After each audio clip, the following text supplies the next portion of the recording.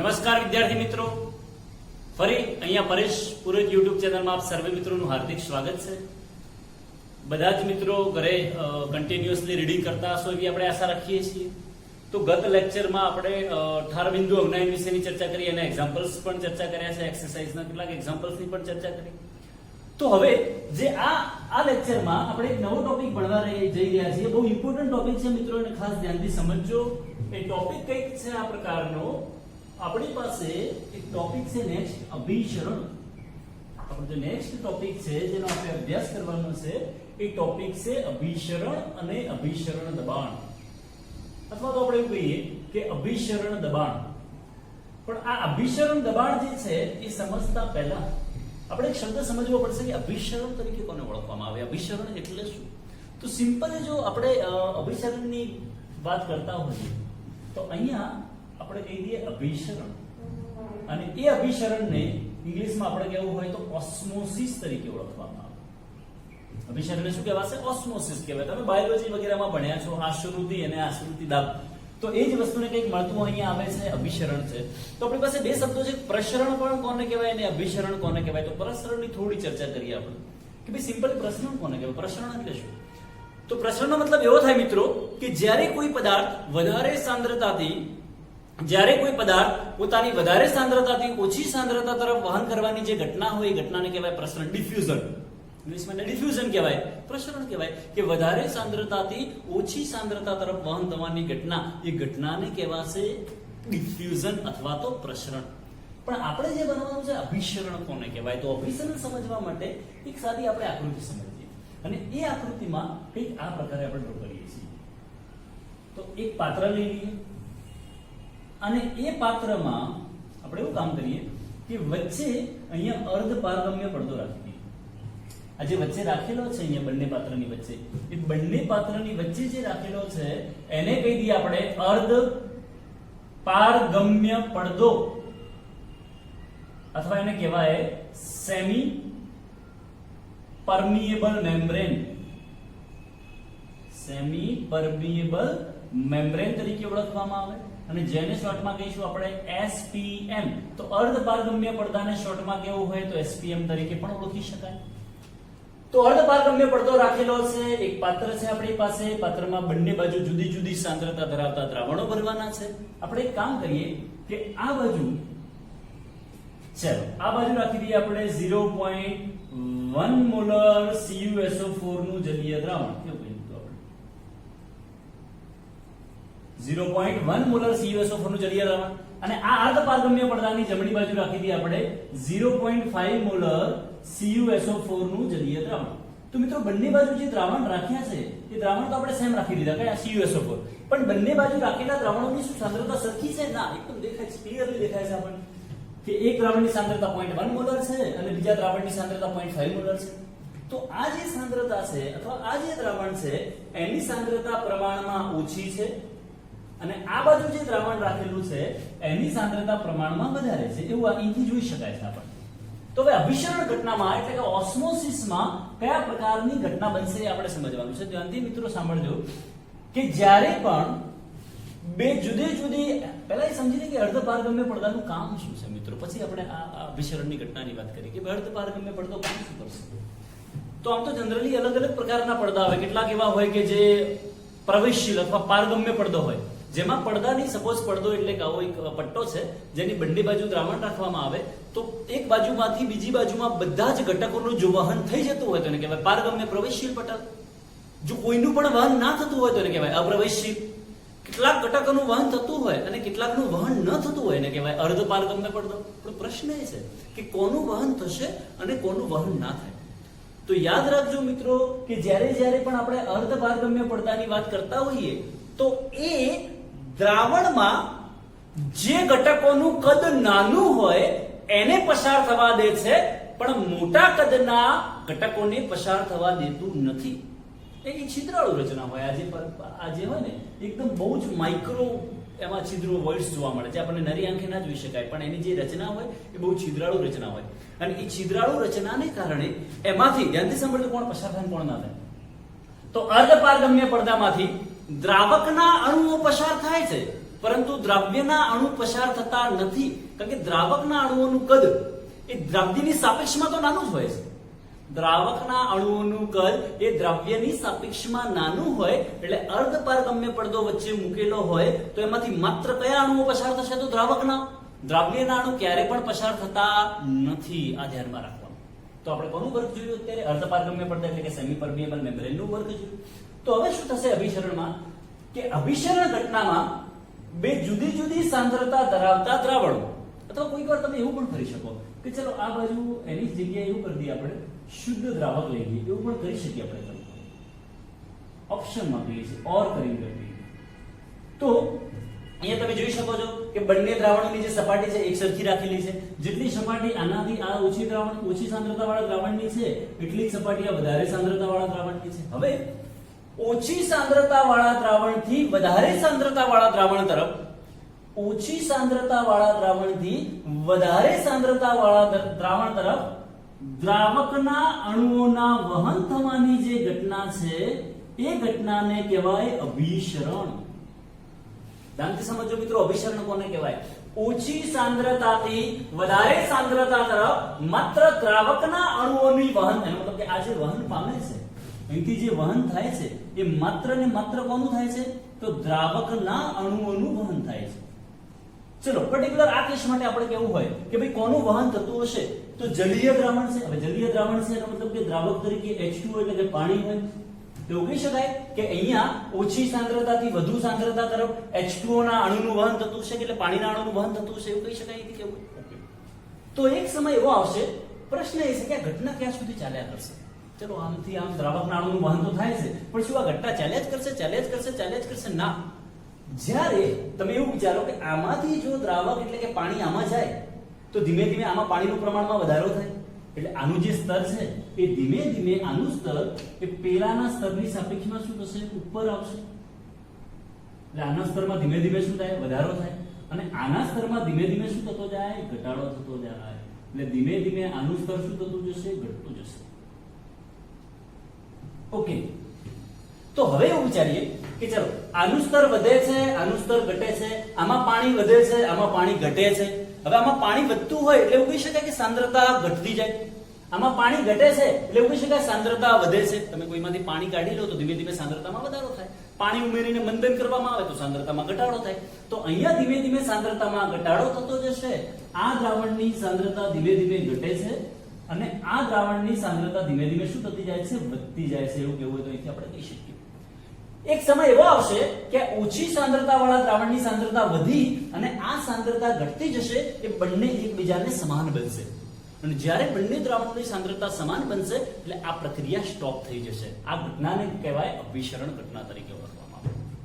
એકદમ simple concept છે, સરળ કોન્સેપ્ટ છે કે ભાઈ અભિસરણ કોને કહેવાય? તો અભિસરણ એટલે ફરી આપણે ડેફિનેશન આપી દઈએ આમાંથી. તો અભિસરણનો મતલબ શું થાય કે બે જુદી જુદી સાંદ્રતા ધરાવતા દ્રાવણ, અથવા એવું પણ થઈ શકે શુદ્ધ દ્રાવક અને દ્રાવણ, શુદ્ધ દ્રાવક અને દ્રાવણ બંનેને અર્ધપારગમ્ય પડદા વડે અલગ કરવામાં આવે તો ઓછી સાંદ્રતા ધરાવતા દ્રાવણ તરફથી વધુ સાંદ્રતા વાળા દ્રાવણ તરફ, અથવા શુદ્ધ દ્રાવકથી દ્રાવણ તરફ દ્રાવકના અણુઓના વહન થવાની ઘટના છે એ ક્યાં સુધી ચાલ્યા કરશે? કે જ્યાં સુધી બંને બાજુ સાંદ્રતા સમાન ન થાય ત્યાં સુધી આ પ્રક્રિયા ચાલ્યા કરશે. અને જેવી સાંદ્રતા સમાન થાય એટલે પ્રક્રિયા સ્ટોપ થઈ જશે. આ ઘટનાને કહેવાય અભિસરણ અથવા ઓસ્મોસિસ તરીકે ઓળખવામાં આવે. ઘણા બધા એક્ઝામ્પલ્સ છે, પણ એની પહેલા આપણે જોઈએ કે આ જનરલી અર્ધપારગમ્ય પડદા તરીકે કયા બધા કામ કરે છે. તો જનરલી સામાન્ય રીતે એવું કહી શકાય કે આ જે અર્ધપારગમ્ય પડદા હોય એમાં કદાચ આપણે સાંભળ્યું હોય વનસ્પતિ કોષ દિવાલ. મિત્રો બધા એક્ઝામ્પલ્સ યાદ રાખજો. આપણે જે લખી રહ્યા છીએ એક એક્ઝામ્પલ છે આપણી પાસે વનસ્પતિ કોષ દિવાલ. પછી પ્રાણીના કોષ પણ કામ આવે, અથવા પ્રાણીના મૂત્રાશયની કોથળી પણ કામ આવશે. પ્રાણીના મૂત્રાશયની કોથળી પણ કામ આવે. પછી બીજું એક એક્ઝામ્પલ યાદ રાખજો, ઈંડાની સફેદી. ઈંડાની સફેદી, જે ઈંડાની જર્દી કહીએ આપણે, એ પણ કામ આવે છે. આ બધા શેના એક્ઝામ્પલ્સ લખી રહ્યા છીએ આપણે મિત્રો? અર્ધપારગમ્ય પડદો કે જે માત્ર દ્રાવકના અણુને વહન થવા દે છે પણ દ્રાવ્યના અણુને વહન થવા દેતા નથી. તો આવા વનસ્પતિ કોષ દિવાલ હોય, પ્રાણીના મૂત્રાશયની કોથળી હોય, ઈંડાની સફેદી હોય, કેટલાક સ્પેશિયલ એક્ઝામ્પલ, અથવા એના સિવાય એવું પણ કહી શકાય ચલો પાર્ચમેન્ટ પેપર પણ આવે છે. ઓકે, એના સિવાય બીજા એક્ઝામ્પલ લખવા હોય તો એક ઇમ્પોર્ટન્ટ એક્ઝામ્પલ છે સેલોફેન. આ સેલોફેન બહુ ઇમ્પોર્ટન્ટ વસ્તુ છે મિત્રો, યાદ રાખજો. સેલોફેન એ સ્પેશિયલી જનરલી સેલ્યુલોઝ માંથી બનાવવામાં આવે છે, એટલે કહી શકાય સંશ્લેષિત પ્રકારનું છે. એ જ રીતે બીજો એક ઇમ્પોર્ટન્ટ ખાસ આઈએમપી જે સંશ્લેષિત પ્રકારનું, જેને અતિ ઉત્તમ અર્ધપારગમ્ય પડદા તરીકે ઓળખવામાં આવે, એવો એક પદાર્થ છે Cu2FeCN6. અતિ ઉત્તમ અર્ધપારગમ્ય પડદો એને કહેવાય કોપર ફેરોસાયનાઇડ. શું કહેવાય ને? Copper ferrocyanide, Cu2FeCN6. અને એ અતિ ઉત્તમ અર્ધપારગમ્ય પડદા તરીકે કામ કરે છે. ખાસ ધ્યાનમાં રાખજો મિત્રો, આનો એમસીક્યુ પૂછાય છે, આપણને ઘણીવાર ક્વેશ્ચન પૂછાય કે ચલો ભાઈ અતિ ઉત્તમ અર્ધપારગમ્ય પડદો કયો? તો અતિ ઉત્તમ અર્ધપારગમ્ય પડદા તરીકે કામ કોણ કરશે? કોપર ફેરોસાયનાઇડ. પણ ક્વેશ્ચન એ પણ થાય, અને કેમ અતિ ઉત્તમ તરીકે ઓળખવામાં આવે? ઘણા બધા અર્ધપારગમ્ય પડદા છે, કોઈ પણ વાપરી શકાય, પણ આ બધામાં આ જે આપણને પડદો છે એને આપણે અતિ ઉત્તમ અર્ધપારગમ્ય પડદા તરીકે કેમ ઓળખીએ છીએ? તો ધ્યાનથી સાંભળજો. અને કેમ અતિ ઉત્તમ અર્ધપારગમ્ય પડદો? કે મોટા ભાગના જે પડદા હોય, મોટા ભાગના જે અર્ધપારગમ્ય પડદા હોય, જેમાંથી દ્રાવક પસાર થાય છે પણ સાથે સાથે દ્રાવ્ય પણ પસાર થઈ જાય છે. દ્રાવક તો પસાર થાય છે પણ સાથે સાથે દ્રવ્ય પણ પસાર થઈ જાય, તો એને ઉત્તમ અર્ધપારગમ્ય પડદા કહી શકાય નહીં. પણ કોપર ફેરોસાયનાઇડ છે સ્પેશિયલી એવો અર્ધપારગમ્ય પડદો છે કે જે ખૂબ જ ઓછી માત્રામાં દ્રવ્યના કણોની સાથે પસાર થવા દે છે, અને જે માત્ર દ્રાવકના અણુઓને જ પસાર થવા દેતા હોવાને કારણે આને આપણે અતિ ઉત્તમ અર્ધપારગમ્ય પડદા તરીકે ઓળખીએ છીએ. સિમ્પલ કન્સેપ્ટ છે, એકદમ સરળ છે. તો આપણે અત્યારે એક કન્સેપ્ટ ભણ્યા કયો? અભિસરણ. હવે ઘણીવાર મિત્રો એવું પણ થાય કે ચલો ભાઈ અભિસરણની જે ઘટના થાય છે એ અભિસરણની ઘટનામાં કયા કયા એક્ઝામ્પલ કહી શકાય? અભિસરણને આપણે જનરલી ક્યાં જોઈએ છીએ? તો એક સિમ્પલ એક્ઝામ્પલ છે, જે વનસ્પતિ હોય એ વનસ્પતિમાં એના મૂળ દ્વારા છેક ઉપર સુધી પાણી પહોંચાડવાની જે ઘટના છે એને અભિસરણ કહી શકાય. ઘણીવાર એવું થાય કે વનસ્પતિમાં જે ઉત્સેદન વગેરેની ઘટનાઓ બનતી હોય, જેમાંથી બાષ્પોત્સર્જન મતલબ જે પાણી ગુમાવે છે વનસ્પતિ, તો વનસ્પતિ એના જુદા જુદા ભાગોમાં પાણી ગુમાવવાને કારણે ઉપર પાણીની તાણ સર્જાય. પાણી ઓછું થાય એટલે એની સાંદ્રતામાં વધારો થાય. જેમ જેમ ઉપરથી પાણી ઓછું થતું જાય એટલે ઘટકોના કારણે એની સાંદ્રતા પ્રમાણમાં શું થાય? વધે. સાંદ્રતા વધે એટલે પેલા જમીનમાં જે નીચે મતલબ મૂળની નીચેનો જે ભાગ હોય એ આજુબાજુના ભાગમાં ત્યાં સાંદ્રતા ઘટશે. કોની સાપેક્ષમાં? પેલા અલગ અલગ ભાગોની સાપેક્ષમાં. ત્યાં પાણી ઓછું થયું છે, સાંદ્રતા વધી છે, નીચે સાંદ્રતા ઓછી થઈ ગઈ, એટલે ધીમે ધીમે ઓછી સાંદ્રતાથી વધુ સાંદ્રતા તરફ, ઓછી સાંદ્રતાથી વધુ સાંદ્રતા તરફ પાણીની જે ઘટના છે, મતલબ વહન પામવાની જે ઘટના છે, એ પણ કોને આભારી છે? અભિસરણને આભારી છે.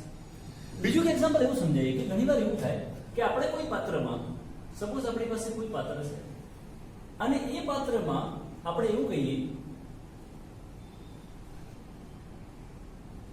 એ પાત્રમાં આપણે શુદ્ધ પાણી ભરી દઈએ અને એ શુદ્ધ પાણીમાં બહારથી જ્યારે સૂકી દ્રાક્ષ નાખવામાં આવે, સપોઝ આપણે એવું કહી દઈએ કે અહીંયાથી આપણે બહારથી એક સૂકી દ્રાક્ષ નાખી દીધી, તો જે સૂકી દ્રાક્ષ છે એ શુદ્ધ પાણી અથવા તો દ્રાવક કહી દઈએ આપણે, શુદ્ધ દ્રાવક.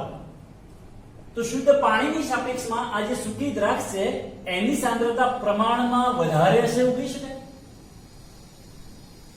કે આની સાંદ્રતા પ્રમાણમાં વધારે છે અને આની શુદ્ધ દ્રાવકની સાંદ્રતા પ્રમાણમાં કેવી હશે? ઓછી હશે. તો જેવી તમે દ્રાક્ષ અંદર નાખો છો એટલે ધીમે ધીમે આ જે દ્રાક્ષ હોય એ દ્રાક્ષની અંદર બહારથી પાણી અંદર પ્રવેશે અને બહારથી પાણી અંદર પ્રવેશવાને કારણે ધીમે ધીમે પેલા દ્રાક્ષ શું થાય? ફૂલે છે. દ્રાક્ષ શું થાય? ફૂલે છે. તો ધીમે ધીમે એવું કહી શકાય દ્રાક્ષના કદમાં વધારો થશે. એ જ પ્રકાર એવું પણ કહી શકાય કે ધારો કે આપણે કોઈ એવું છે કે જે કરમાયેલું ફૂલ છે અને એ કરમાયેલું ફૂલ હોય એને પણ તમે દ્રાવકમાં પડી રાખો તો ધીમે ધીમે એવું થઈ શકે કે એ પણ ખીલે છે. તો ઘણી બધી વસ્તુઓ એવી હોય કે જે, પણ હા પ્રશ્ન એ છે કે આ ઘટના સૂકી દ્રાક્ષમાં કેમ બને છે? કરમાયેલા ફૂલમાં આવી ઘટના કેમ બને છે? તો સામાન્ય રીતે એવું કહી શકાય કે સૂકી દ્રાક્ષ હોય, કરમાયેલું ફૂલ હોય વગેરેમાં વનસ્પતિ કોષ દિવાલ હશે અને કોષ દિવાલ શેના તરીકે કામ કરે છે? અર્ધપારગમ્ય પડદા તરીકે કામ કરે છે અને જેના કારણે તેના અભિસરણની ઘટના બને છે. તેનો મતલબ કે જેમાં પણ અર્ધપારગમ્ય પડદો હોય એ જ આ અભિસરણની ઘટના દર્શાવે છે, બાકી દર્શાવી શકે નહીં. ધારો કે આપણે પથ્થરનો ટુકડો નાખી દઈએ, એ પથ્થરનો ટુકડો જો પાણીમાં નાખવામાં આવે તો શું એ ધીમે ધીમે ફૂલે છે? ના, કારણ કે એમાં કોઈ અર્ધપારગમ્ય પડદા તરીકે કોઈ ભાગ કામ કરતો નથી. એટલા માટે થઈ અને આ પ્રકારની ઘટના એવા જ પદાર્થોમાં જોવા મળે કે જેમાં આવો અર્ધપારગમ્ય પડદા તરીકે કામ કરતો કોઈ ભાગ હાજર હોય, બાકી જોવા મળી શકે નહીં. અથવા એની જગ્યાએ કદાચ એવું પણ વિચારી શકો મિત્રો કે એક્ઝામ્પલ તરીકે આપણી પાસે એક પાત્ર હોય અને એ પાત્રમાં તમે ક્ષારવાળું પાણી લઈ લો છો. કેવું પાણી લેવામાં આવે? ક્ષારવાળું. અને આ જે ક્ષારવાળું પાણી એવું લેવાનું કે જેની સાંદ્રતા પ્રમાણમાં વધારે હશે અને એમાં બહારથી આપણે ધારો કે એવું વિચારીએ કે કોઈ પદાર્થ નાખી દઈએ, ધારો કે લીલી દ્રાક્ષ નાખી દીધી આપણે, સૂકી દ્રાક્ષની જગ્યાએ શું નાખી દઈએ આપણે? લીલી દ્રાક્ષ નાખી દીધી. તો ધીમે ધીમે શું થાય કે આ જે ક્ષારવાળું પાણી છે જેની સાંદ્રતા વધારે છે, આની સાંદ્રતા પ્રમાણમાં પેલાની સાપેક્ષમાં કેવી છે? ઓછી છે. હવે આપણે શું કીધું છે? અભિસરણ મતલબ શું થાય કે ઓછી સાંદ્રતાથી વધુ સાંદ્રતા તરફ દ્રાવકના અણુઓના વહન થવાની ઘટના. તો ધીમે ધીમે આનું જે પાણી છે એ પેલા ક્ષારવાળા પાણીમાં જતું જશે અને જો આનું પાણી ધીમે ધીમે ક્ષારવાળા પાણીમાં જતું જાય તો એવું કહી શકાય આ દ્રાક્ષનું ધીમે ધીમે ધીમે ધીમે ધીમે ધીમે ધીમે સંકોચન થતું જાય. તો દ્રાક્ષ ક્યારે સંકોચન પામે છે અને ક્યારે ફૂલે છે આ પણ ઇમ્પોર્ટન્ટ વસ્તુ છે, આપણને સમજણ પડી શકે એવો છે. જો તમે એને ક્ષારવાળા પાણીમાં મૂકો છો તો ક્ષારવાળા પાણીની સાંદ્રતા વધારે હોવાને કારણે એની સાપેક્ષમાં ક્ષારવાળા પાણીની સાંદ્રતા વધારે હોવાને કારણે ધીમે ધીમે ધીમે એનું પાણી ક્યાં જાય? પેલા ક્ષારવાળા પાણીમાં જાય અને જેના કારણે એનું શું થાય? સંકોચન થાય. પણ આ જ વસ્તુને જે સૂકી દ્રાક્ષ હોય એને તમે શુદ્ધ પાણીમાં નાખો તો સાંદ્રતા આની વધારે બને, આની સાંદ્રતા ઓછી બને, પાણી દ્રાક્ષમાં પ્રવેશે અને ધીમે ધીમે દ્રાક્ષ ફૂલે છે. આપણે એક બીજી ચર્ચા કરીએ તો ધારો કે આરબીસી, રેડ બ્લડ સેલ, રક્તકણ જેને કહેવાય આપણી બોડીમાં જે જોવા મળે. તો આવા રક્તકણ અથવા જે રેડ બ્લડ સેલ હોય એ રેડ બ્લડ સેલને ધારો કે આપણે શુદ્ધ પાણીમાં નાખી દઈએ છીએ. તો આવા રક્તકણ અથવા તો આરબીસી ને જ્યારે શુદ્ધ પાણીમાં નાખવામાં આવે તો રક્તકણની સાંદ્રતા વધારે થાય. કોની સાપેક્ષમાં? શુદ્ધ પાણીની સાપેક્ષમાં. એટલે ધીમે ધીમે ધીમે ધીમે ધીમે ધીમે પેલું પાણી આરબીસી ની અંદર ઘૂસે અને ફૂલી શકે. જો બંને વચ્ચે સંતુલન ના સ્થાપાય તો એવું પણ થઈ શકે કે કોષ ફાટી શકે અથવા આરબીસી ફાટી શકે. તો આ બધી જે ઘટનાઓ છે, આ બધી જે ઘટના છે એ ઘટનાને કઈ ઘટનાઓ કહેવાય? અભિસરણ તરીકે ઓળખવામાં આવે, ઓસ્મોસિસ તરીકે ઓળખવામાં આવે. સિમ્પલ વસ્તુ છે. તો એ ડાયરેક્ટ ફરીથી ડેફિનેશન આપવી હોય અભિસરણ ઓસ્મોસિસની તો આવી આપી શકાય મિત્રો. જ્યારે બે જુદી જુદી સાંદ્રતા વાળા દ્રાવણોને એકબીજા સાથે અર્ધપારગમ્ય પડદા વડે અલગ કરવામાં આવે તો ઓછી સાંદ્રતાથી વધારે સાંદ્રતા વાળા દ્રાવણ તરફ અથવા શુદ્ધ દ્રાવકથી દ્રાવણ તરફ દ્રાવકના અણુઓના વહન થવાની ઘટના એ ક્યાં સુધી થશે કે જ્યાં સુધી બંનેની દ્રાવણોની સાંદ્રતા સમાન ન થાય ત્યાં સુધી આ પ્રક્રિયા ચાલ્યા કરે છે. આ ઘટનાને કઈ ઘટના કહેવાય? અભિસરણ તરીકે ઓળખવામાં આવે. તો મિત્રો ફટાફટ નોટમાં નોટ ડાઉન કરી લઈશું ઝડપથી. ઓકે મિત્રો, તો અત્યારે આપણે એક શબ્દ સમજ્યા અભિસરણ કોને કહેવાય અથવા ઓસ્મોસિસ કોને કહેવાય. હવે ત્યારબાદ આપણે સમજીશું અભિસરણ દબાણ એટલે શું, ઓસ્મોટિક પ્રેશર કોને. બહુ જ ઇમ્પોર્ટન્ટ વસ્તુ છે. આપણે આના ખાસ એમસીક્યુ વગેરે પણ પૂછાય છે, આના ક્વેશ્ચન્સ પણ પૂછાય છે. ઓસ્મોટિક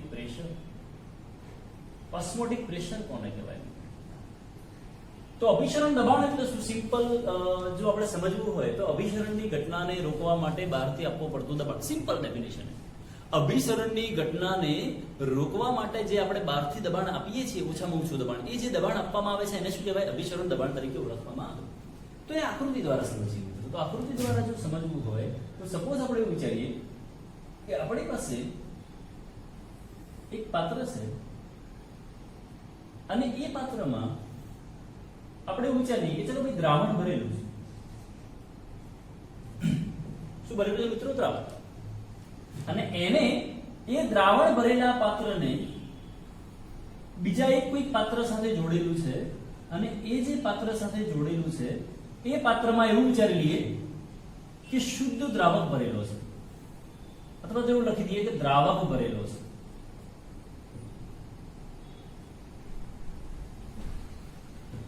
આપણી પાસે બે જુદા જુદા પાત્રો છે. આ બંને જુદા જુદા પાત્રોમાં અહીંયા વચ્ચે આપણે રાખી દઈએ SPM, સેમી પરમિએબલ મેમ્બ્રેન. શું રાખવામાં આવે છે? સેમી પરમિએબલ મેમ્બ્રેન રાખવામાં આવે. અહીંયા આપણી પાસે આ બાજુ દ્રાવક છે, એવું કહીએ આ બાજુ દ્રાવક છે સ્પેશિયલ ભરેલું છે. આ બાજુના ભાગમાં આપણે દ્રાવણ ભરેલું છે.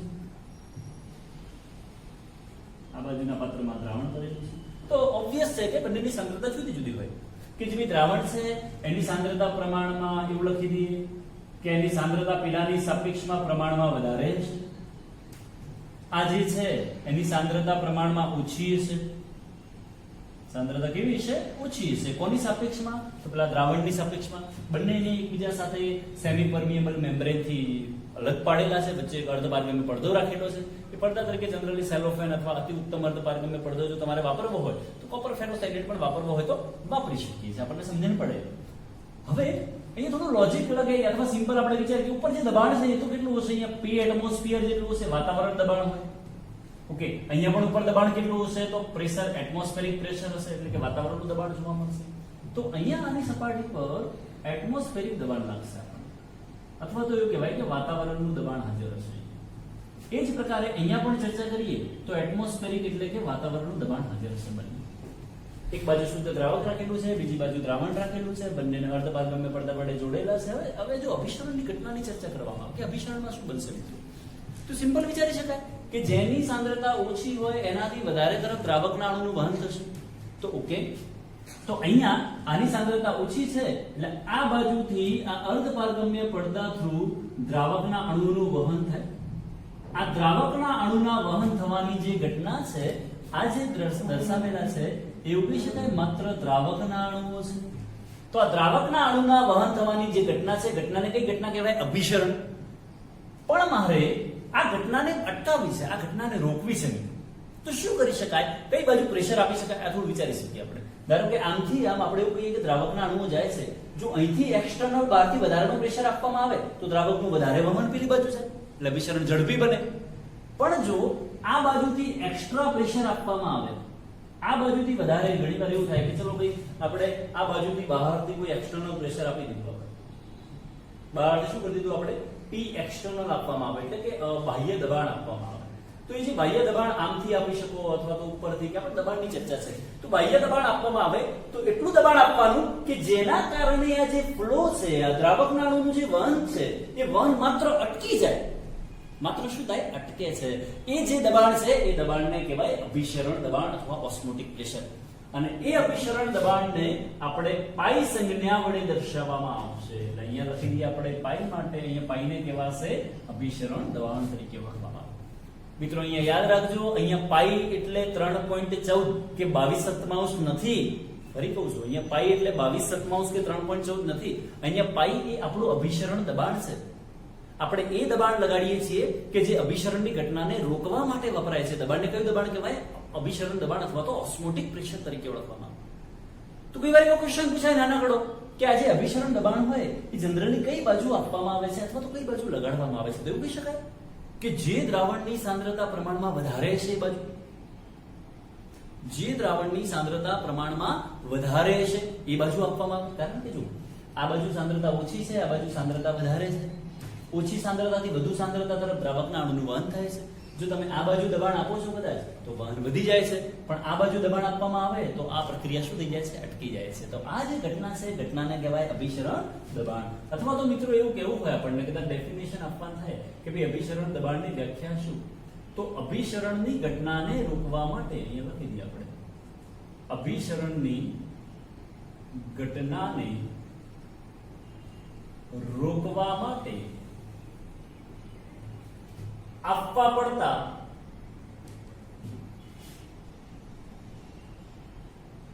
ન્યૂનતમ દબાણને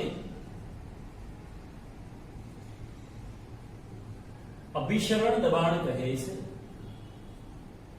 શું કહેવાય એને મિત્રો? અભિસરણ દબાણ તરીકે ઓળખવામાં આવે છે. મિત્રો આપણે એક શબ્દ વાપર્યો છે ન્યૂનતમ દબાણ, મિનિમમ પ્રેશર. જો તમે વધારે પડતું પ્રેશર આપી દેશો, ફરી યાદ રાખજો મિત્રો, વધારે પડતું પ્રેશર આપવાથી શું થશે કે જો તમે પ્રેશર અહીંથી વધારે આપો છો તો આ જે દ્રાવકના અણુઓ છે ધીમે ધીમે આ બાજુ જવા માંડશે. રિવર્સ પ્રોસેસ ચાલુ થાય, જેને આપણે આરો કહીએ, રિવર્સ ઓસ્મોસિસ. અને કહેવાય રિવર્સ ઓસ્મોસિસ. એ પણ આપણે આ ટોપિકમાં જ આગળ ચર્ચા કરીશું કે ત્યારે એની ચર્ચા કરવામાં આવશે મિત્રો. તો અહીંયા જે અભિસરણની ઘટના સમજ્યા આપણે, અભિસરણ દબાણની ઘટના સમજ્યા, એકદમ સિમ્પલ લોજિક છે. આ પ્રેક્ટિકલ દ્વારા પણ આપણે અભિસરણ દબાણ સમજી શકીએ એવું છે. તો ઘણીવાર એના ક્વેશ્ચન્સ મોટા ભાગે શું પૂછાય મિત્રો કે એને લગતા એમસીક્યુ છે, એને લગતા દાખલા પૂછાય આપણને. તો એના સૂત્રોનો અભ્યાસ કરવો જરૂરી છે. તો એના સૂત્રોની થોડી ચર્ચા કરીએ તો કેટલાક ઇમ્પોર્ટન્ટ છે એના માટે કે એક સૂત્ર આપણે એ યાદ રાખવાનું જરૂરી છે. આપણે એવું કીધું કે અભિસરણની જે સંજ્ઞા છે એને પાઈ વડે દર્શાવવાની. તો આમ કહેવાય છે તો pi is equal to CRT. આવું ફોર્મ્યુલા છે, ફોર્મ્યુલા છે pi is equal two CR. તો બિલકુલ ધ્યાનથી સાંભળજો મિત્રો. પાઈ એટલે શું છે? અભિસરણ દબાણ છે. અહીંયા જે C છે એ હું એવું કહી દઉં દ્રાવણની સાંદ્રતા છે. અહીંયા C નો મતલબ શું થાય? દ્રાવણની સાંદ્રતા. અને એ જે દ્રાવણની સાંદ્રતા છે અહીંયા ફરજિયાત યાદ રાખજો કે આપણે મોલારિટીમાં લેવાની છે. અહીંયા R જે છે એને કહી દઈએ આપણે સાર્વત્રિક વાયુ અચળાંક, યુનિવર્સલ ગેસ કોન્સ્ટન્ટ. આપણે જે વાયુ માટે વાપરતા હતા જનરલી એ જ આપણે દ્રાવણ માટે પણ અહીંયા વાપરી શકાય, વાપરવું. અહીંયા T છે એ ટેમ્પરેચર છે, તાપમાન. અને એ જે તાપમાન લેવાનું છે યાદ રાખજો મિત્રો અહીંયા કેલ્વિનમાં લેવામાં આવશે. પાઈ ઇઝ ઇક્વલ ટુ CRT. તો જો આ સૂત્ર ફોલો થતું હોય કદાચ તો એવું વિચારી શકાય કે R તો કોન્સ્ટન્ટ છે, એ તો અચળ રહેવાનું છે, એનું વેલ્યુઝ આપણે ચર્ચા કરીએ કયું લેવું પડશે. T છે એ સપોઝ આપણે અચળ રાખીએ છીએ, કોન્સ્ટન્ટ રાખી દઈએ, તો નિશ્ચિત અથવા અચળ તાપમાને જો તાપમાન અચળ રાખવામાં આવે તો પાઈ અને C બંને એકબીજાના સમપ્રમાણમાં કહેવાય. કારણ કે R તો કોન્સ્ટન્ટ છે, તો જેટલી સાંદ્રતા વધારે છે તો અભિસરણ દબાણ વધારે, સાંદ્રતા ઓછી તો અભિસરણ દબાણ ઓછું થશે. એવું કેવું તો આપણે કહી શકીએ મિત્રો આ સૂત્ર પરથી.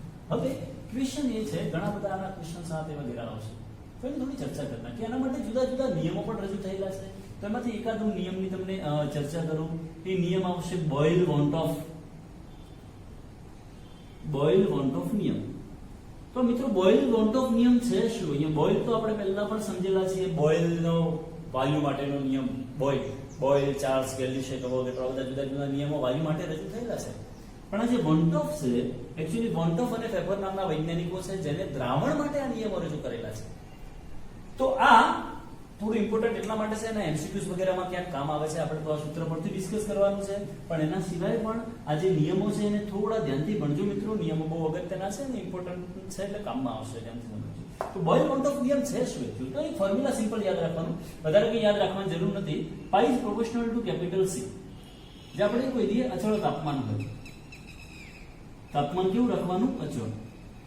તો જો તમે અચળ તાપમાન રાખો છો તો અભિસરણ દબાણ દ્રાવણની મોલારિટી, અહીંયા હું શબ્દ વાપરું છું સાંદ્રતા, કોન્સન્ટ્રેશન એ મોલારિટીમાં જ લેવાનું છે. તો અભિસરણ દબાણ સાંદ્રતાના સમપ્રમાણમાં હોય. હવે સાંદ્રતા જે છે એ જનરલી એવું લખી શકાય મોલ પર લિટર. સાંદ્રતા માટે એવું લખાય મોલ પર લિટર. તો જો તમે મોલ પર લિટર લખવા જાઓ મિત્રો તો એવું લખી શકાય કે પાઈ ઇઝ ઇક્વલ ટુ, એને આપણે અહીંયા લખી દઈએ જો લખવામાં આવે તો pi is proportional to n by v કહેવાશે. જે n એટલે પેલા દ્રવ્યના મોલ છે, v એટલે દ્રાવણનું કદ છે.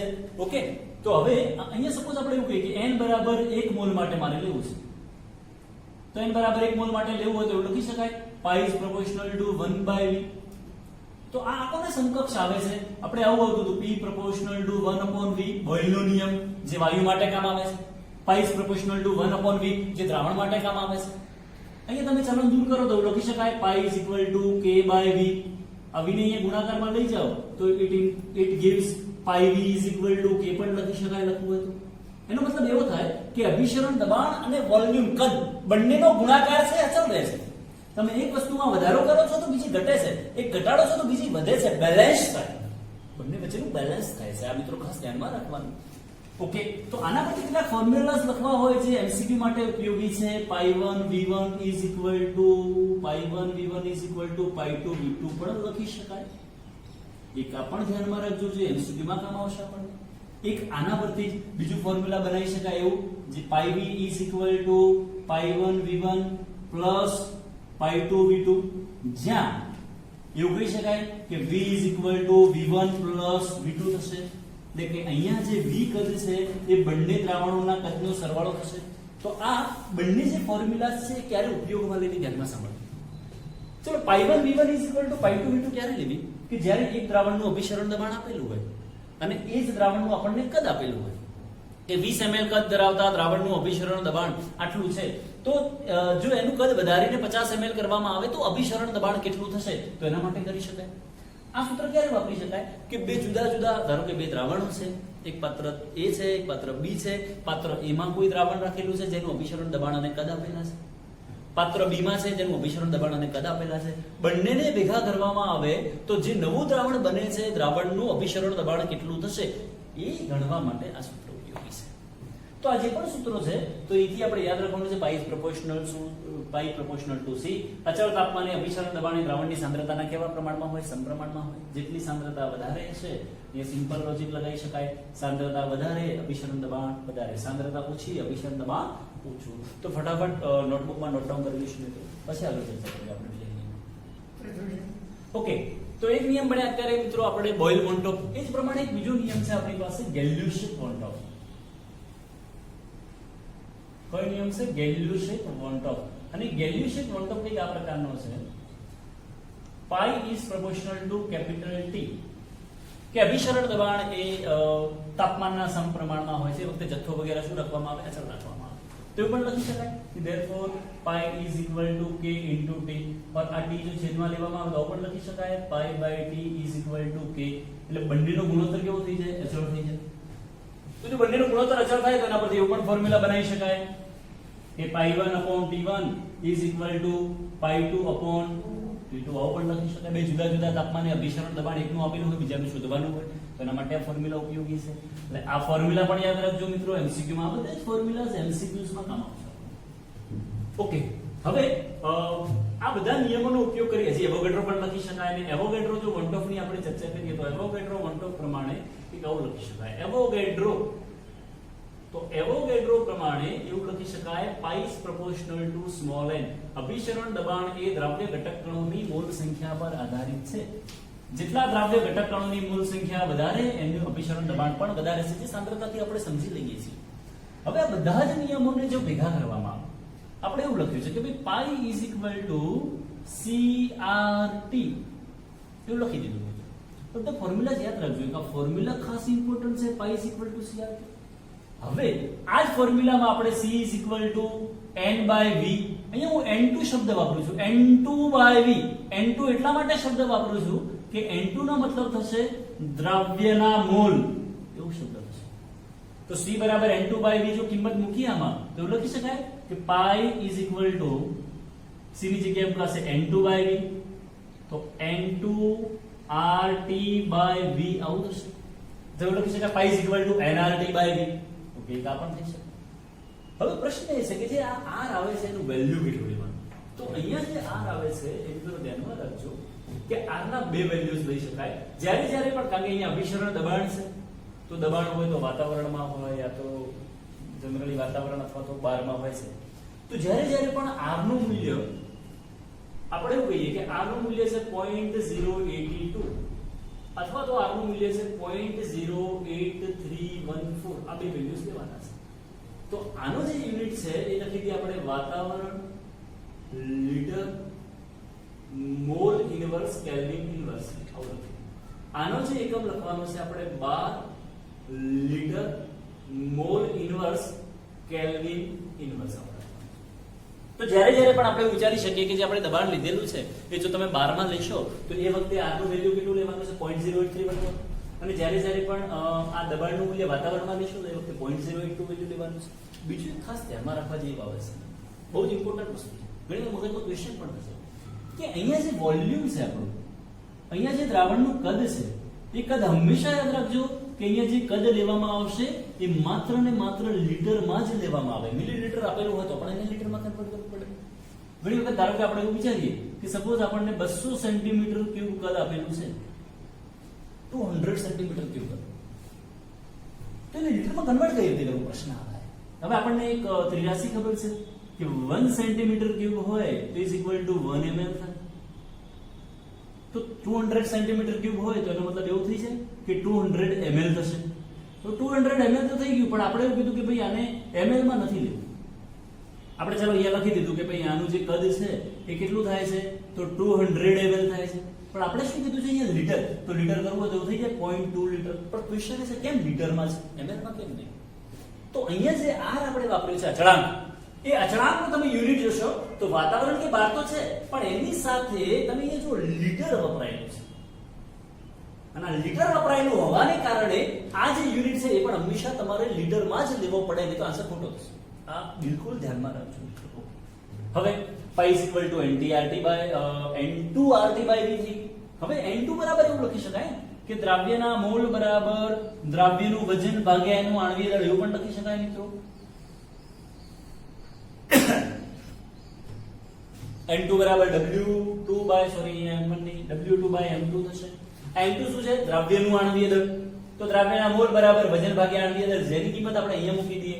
તો આ ફોર્મ્યુલાને હજી આ પ્રમાણે પણ લખી શકાય કે pi is equal two n2 ની જગ્યાએ લખાશે W2 RT by M2 into V આવું થશે.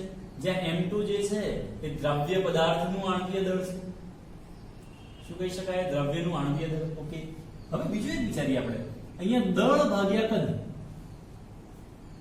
દળ ભાગ્યા કદ, ડેન્સિટી ઘનતા, કોઈ પણ પદાર્થની ઘનતા બરાબર એનું દળ ભાગ્યા કદ થાય. તો દળ ભાગ્યા કદ કરશો તો ડેન્સિટી પણ લખી શકાય. તો આ જ ફોર્મ્યુલાને ધેરફોર આવું પણ લખી શકાય કે pi is equal to DRT by M લખી શકાય અથવા M2 લખી શકાય. જ્યાં D બરાબર શું થશે? ડેન્સિટી અથવા ઘનતા લખી શકાય. ડેન્સિટી અથવા ઘનતા. અને આ જે ડેન્સિટી મળશે એવું કહી શકાય કે ગ્રામ પર લિટર મળશે. કારણ કે અહીંયા વોલ્યુમ આપણે શેમાં લીધેલું છે? લીટરમાં લીધેલું છે, એટલે ગ્રામ પર લિટર મળશે. તો જે જુદા જુદા ફોર્મ્યુલા છે મિત્રો, આ જે જુદા જુદા યુનિટ છે, આ યુનિટ જે છે મતલબ આ જે ફોર્મ્યુલા છે ને આ બાજુ તમે v થી મલ્ટીપ્લાય કરો છો તો એને આમ પણ લખી શકાય છે કે પાઈ v is equal to N2RT. તો આ કોના જેવું બને છે? તો આ સેમ પેલા PV બરાબર nRT જેવું બને છે, જેને આદર્શ વાયુ સૂત્ર તરીકે ઓળખવામાં આવે છે. આદર્શ વાયુ માટેનું સૂત્ર કહેવાય. તો આ બધા જે ફોર્મ્યુલા છે અલગ અલગ પ્રકારના અભિસરણ દબાણ માટેના બિલકુલ યાદ રાખવાના છે. આ બધા જ ફોર્મ્યુલા યાદ રાખશો તો ઓલમોસ્ટ બધા જ ક્વેશ્ચન આપણને આવડશે.